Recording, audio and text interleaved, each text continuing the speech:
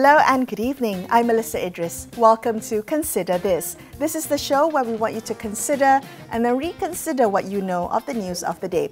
The world's oceans cover more than two-thirds of our planet, yet until now there has been no international framework to govern marine biodiversity in areas beyond national jurisdictions. That all changed in 2023 when the United Nations adopted the Treaty on Biodiversity Beyond National Jurisdiction, or the BBNJ Agreement, which is a landmark treaty aimed at protecting and managing marine life in the high seas. Now, the question is whether Malaysia will join the countries that have already signed the agreement, and beyond signing, what do we need to do to make this treaty truly effective? Joining me on the show today is Redza Zakaria, who is a senior lecturer at UM's Faculty of Law. His fields of expertise include international law, law of the seas, and marine environmental law. So it's a pleasure to have him here. Redza, welcome to the show. When we talk about the BBNJ, or the Treaty on Biodiversity Beyond National Jurisdiction, talk to me about why it's important. What are the gaps that this agreement is trying to address? Okay, thank you, Melisa, to have me. So the area of the BBNJ, or the Beyond National Jurisdiction, contain over almost 90% of the world's habitat in the sea. So these are marine areas located actually over 200 nautical miles, boundary limits, which include our seabed, in terms of the high seas and the water column. And a lot of this attention have been given to biodiversity, perhaps in scientific words is, the sea creatures, in terms of whatever that is living underneath our high seas. So this whole biodiversity within this shallow water, which support fisheries and coastal developments, is pretty much no man's land, or pretty much no sea's lands, in terms of no one owns this particular sea, no one owns this particular, it's international jurisdiction. So with the whole climate change that is happening, in terms of technology that is taking place, so attention is shifting to biodiversity in deeper waters, and how can we actually protect them. So this BBNJ agreement that was adopted back in 2023 in New York, under the United Nations Convention, was put together to address the lack of international legal framework for marine biodiversity conservation in these areas. So people will actually use this agreement that fall under each coastal state, whichever country that has a coastal states, like for example Malaysia, to particularly sustainable and protect their high seas.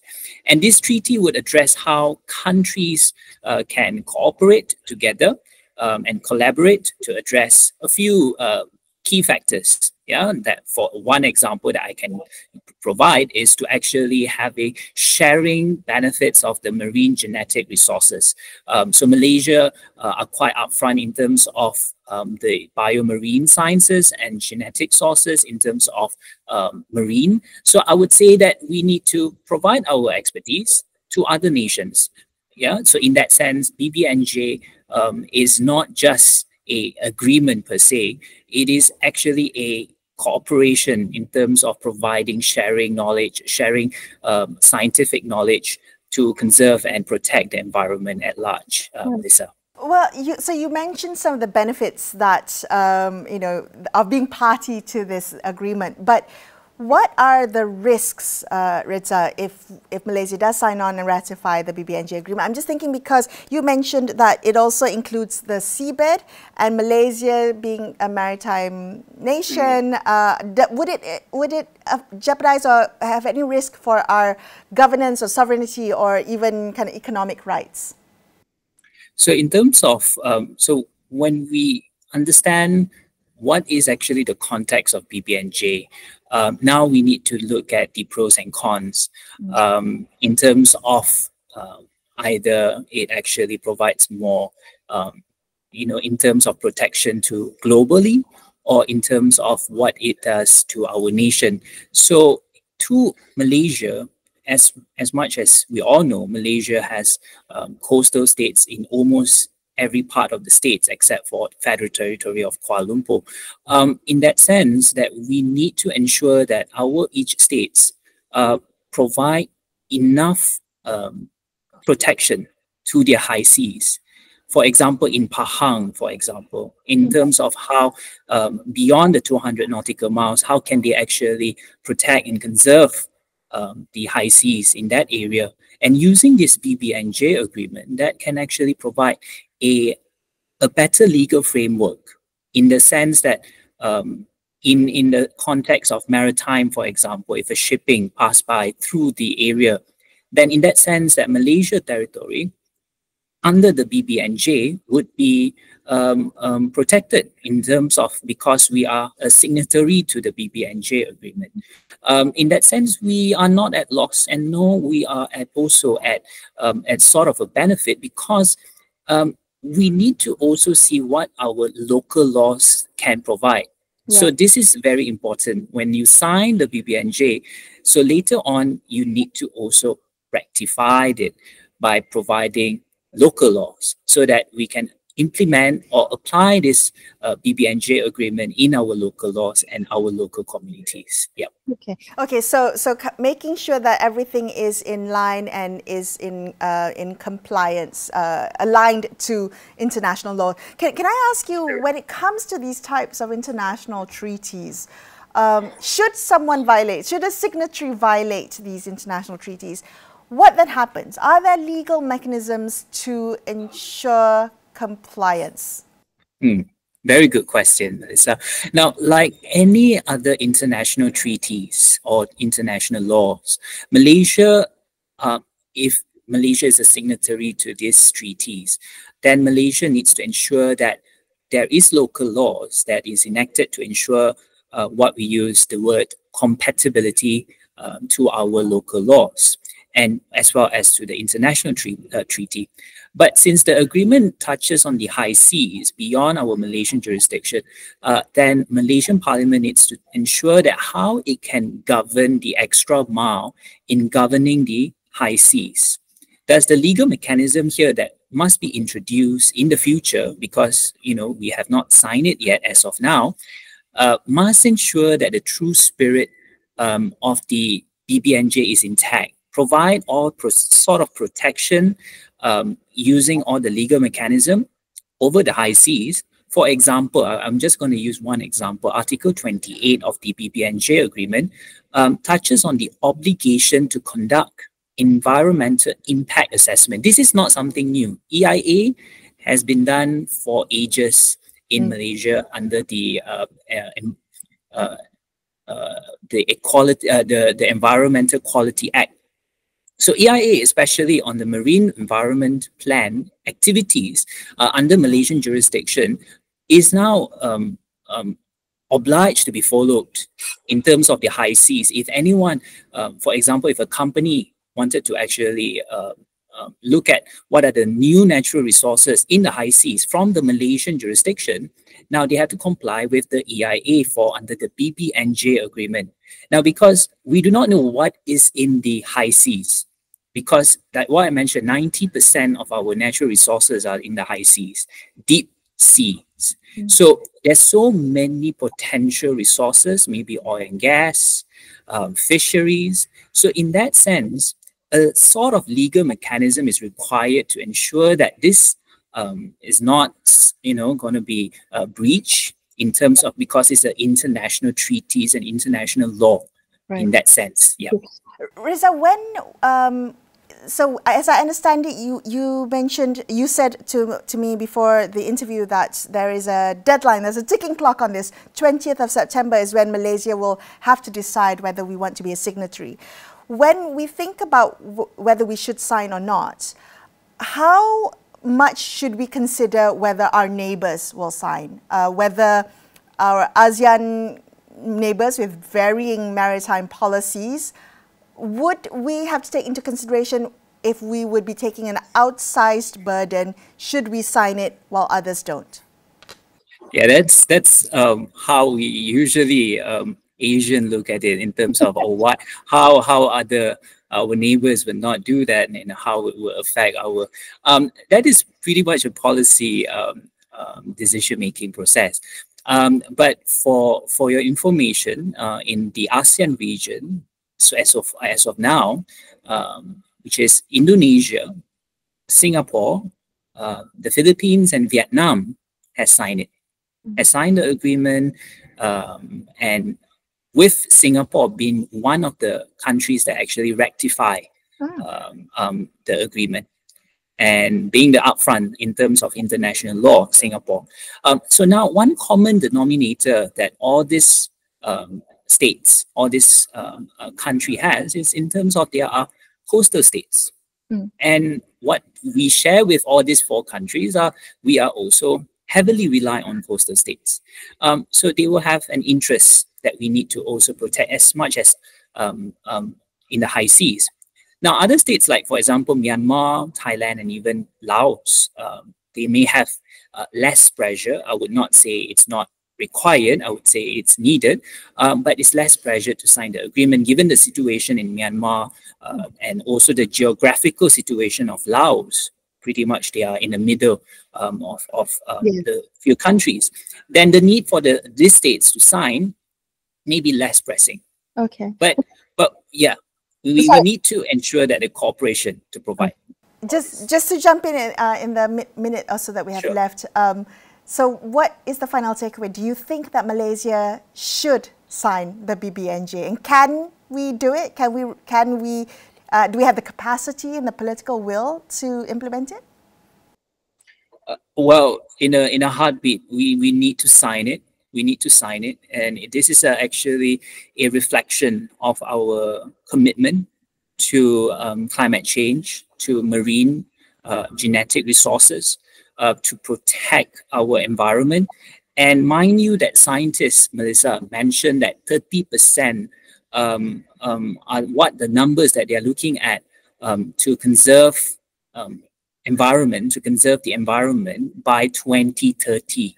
So they are looking at that 30%, the 5 years goal to protect the environment. And this is a huge step, a huge undertaking in this. I mean, as part of our, ASEAN host this year, Malaysia as an ASEAN host, and this is a reflection of how far Malaysia is actually taking up front in terms of protecting the environment, to talk about conservation, sustainability, and having expertise, scientists, biomarines, all this in terms of to come in together to rectify this as well is a huge step. And I think this is a good step forward to protect the environment. Yeah.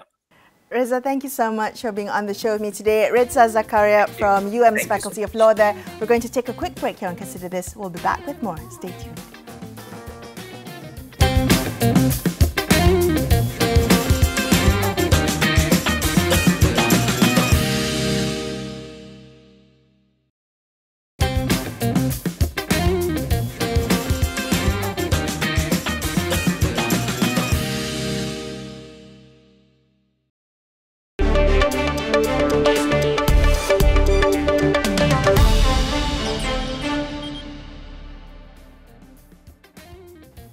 Hi, welcome back to Consider This. I'm Melisa Idris. Let's continue our discussion about the BBNJ Agreement, which has been called the Paris Agreement for the Ocean. It's a global treaty designed to protect marine biodiversity beyond national borders. The question is, should Malaysia sign on?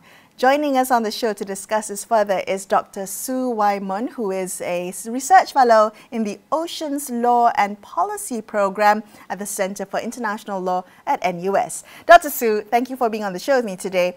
Can you help us better understand why there are some countries who have signed on to the BBNJ and why there are some countries who remain more cautious? What do you understand to be the reasons behind their hesitance? Thank you, Melisa. for having me. So there are countries who have already signed up to altogether 21 countries till today. South Korea being the last one ratified the convention in March. So different countries have different I think motivations, right? The reasons why they ratify the convention, have already ratified. Some of the countries signed the treaties on the day itself open for signature. So it goes back to their own national priorities as well, right? So this is very important to protect. Some of the countries quickly sign the treaty, and also 1 year after ratify the treaties, because they think that protection of marine environment and also protection of the marine biodiversity beyond national jurisdiction is very important, particularly with the to mitigate the risks against climate change. And also we also have various risks, including the sea level rise for the small island nations, for example. So that would be motivations for some of the countries. And for countries which has yet to sign, including Malaysia, it could be also several reasons that some of the countries are still trying to understand what BBNJ treaty is all about, right? And what are the things that they have to prepare for that, to be ready to sign and to eventually to ratify. So in fact, in some of the countries, it would be the even a decade-long process between signature and ratification, right? So that's the process. But depending on, I would say, depending on the political will of the country, right, and how fast we can prepare. First, we have to understand an awareness about this treaty. We have to understand the treaty, and then we have to right away start what are the things that we have to prepare after become the signatory and after become the party, and also eventually, to be involved in the effective implementation of the treaty. Okay, so when Malaysia is making this decision whether or not to become a signatory to the BBNJ, what do you think will be the key considerations or the key factors that will influence the decision whether to become a signatory or not for Malaysia specifically? Right. So for Malaysia, it's a maritime nation. We have a long, vast coastline, and maritime is very important, maritime areas. And Malaysia also recently submitted the extended continental shelf to the CLCS. So it's very important for Malaysia to be, involved in this, the implementation of the BBNJ treaty. Recently, if I may quote, there was a discussion by Malaysian delegates at the recent BBNJ symposium that Malaysia is in fact ready to sign the treaty by June, before the deadline, which is 20 September 2025. So, and also there are also currently discussions at the ministry level. And also, they are also preparing for the stakeholder engagement and the symposium on these particular issues. So I think it's very important for Malaysia to start as early as possible, because the time is, running, and it's very short time that before 20 September 2025, before the deadline to become the member. So I would personally, just my opinion, that it would be best for Malaysia to sign the treaty as soon as possible, and also eventually to ratify the treaty. So the BBNJ treaty will enter into force after 220 days after the 60 instrument of ratification, approval, acceptance, or accession. So after that, within 1 year time, there will be a conference of parties. Okay. So they will discuss the implementation more, how to effectively implement the treaty.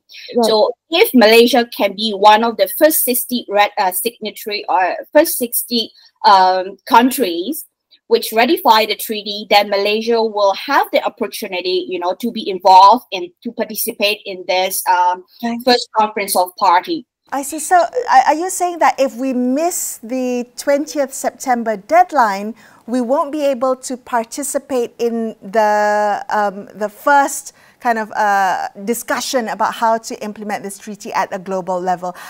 Would we have an opportunity, if we miss the deadline, would we have an opportunity to join or sign in later on? Yes, definitely we can still join. But I'm just trying to suggest that, it is better, if we start earlier, that the better for Malaysia to be involved in from the initial, discussions, to be involved in the discussion, so that we can also share Malaysia challenges and also opportunities for collaboration from the very beginning. Right. So rather than joining much later, when other countries have already, started working on the implementations mechanisms, it is better to start early. Yeah. Dr. Su, you mentioned earlier in our conversation that some countries have signed on first and then taken some time to ratify. And you mentioned that some countries even took up to a decade to ratify this. Can you talk to me a little bit about what their challenges have been in ratifying with this agreement? I'm just wondering, should Malaysia agree to sign on, what challenges would we then face and have to kind of brace ourselves for? Right. So depending on the countries, like different practices, some of the countries will proceed with signing the treaty and also ratification. Then they go back and, review the legislations and then which agency should be in charge for the implementation of the treaty. Because yes, definitely it's something to step forward and do it as soon as possible for the ratification. But it is also very important the proper, effective implementation of the treaty after we become the member, right? So I would say some countries will just ratify first, then they will review the law, and then if there is any, existing law that have to be amended, or they have to pass the new legislations to be aligned with the BBNJ treaty. But some of the countries will have to, review the law first, and then have all the legislations ready. And they have already identified that, they have already prepared the mandates for each institutions and agencies in the country, which will be involved in the implementation of the treaty later. Then they will, go and ratify the treaty. So that is the process between the signature and then the ratification. So Malaysia approach, based on the recent practices, I would say for one of the international conventions, their approach is that they want to have the national legislation ready first. So I think that there will be a lot of homework to be done, especially if we go that approach that, we want to have everything ready, settle first, then we go and ratify the treaty. So it's very important that we need to have a whole of government approach. It is very important also to identify which agency, which ministry would be the leading agency or ministry, dealing with the BBNJ issues. And also, it is very important to work with the community and the scientists and academia. So it is very important to, have this collaborative approach at the national level itself, to have a real clear picture of the treaty itself and also the implementation. Based on what you know of Malaysia and your engagement with Malaysian officials, is that the track that you see Malaysia on? Are we building capacity? Are we building the right foundations to sign on and ratify? So when I was based in Malaysia, I had an opportunity to work with really brilliant scientists, marine biologists, and also I was also very fortunate to take part in the World Marine Biodiversity Conference, 6th WMCB conference, which was hosted by the USM in Penang. So it was really wonderful opportunity for me as a lawyer at that time. So I had a chance to discuss with all the scientists around the world. And also, of course, part of the discussions were about this BBNJ treaty. But at that time, it was still in the stage of negotiations. And we also, always, one thing I remember from the discussion is that policymakers and scientists speak different language.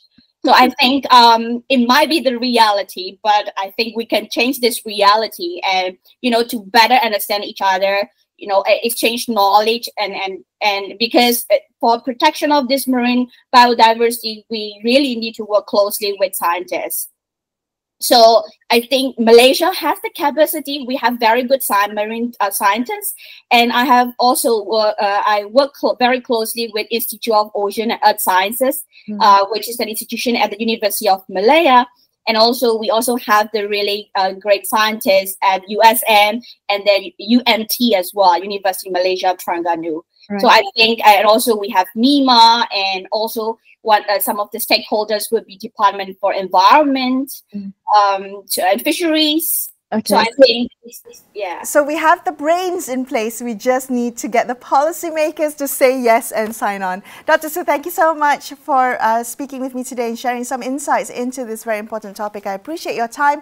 That was Dr. Su Wai Mon from the Center for International Law at NUS. That wraps up this episode of Consider This. I'm Melisa Idris signing off for the evening. Thank you so much for watching. Good night.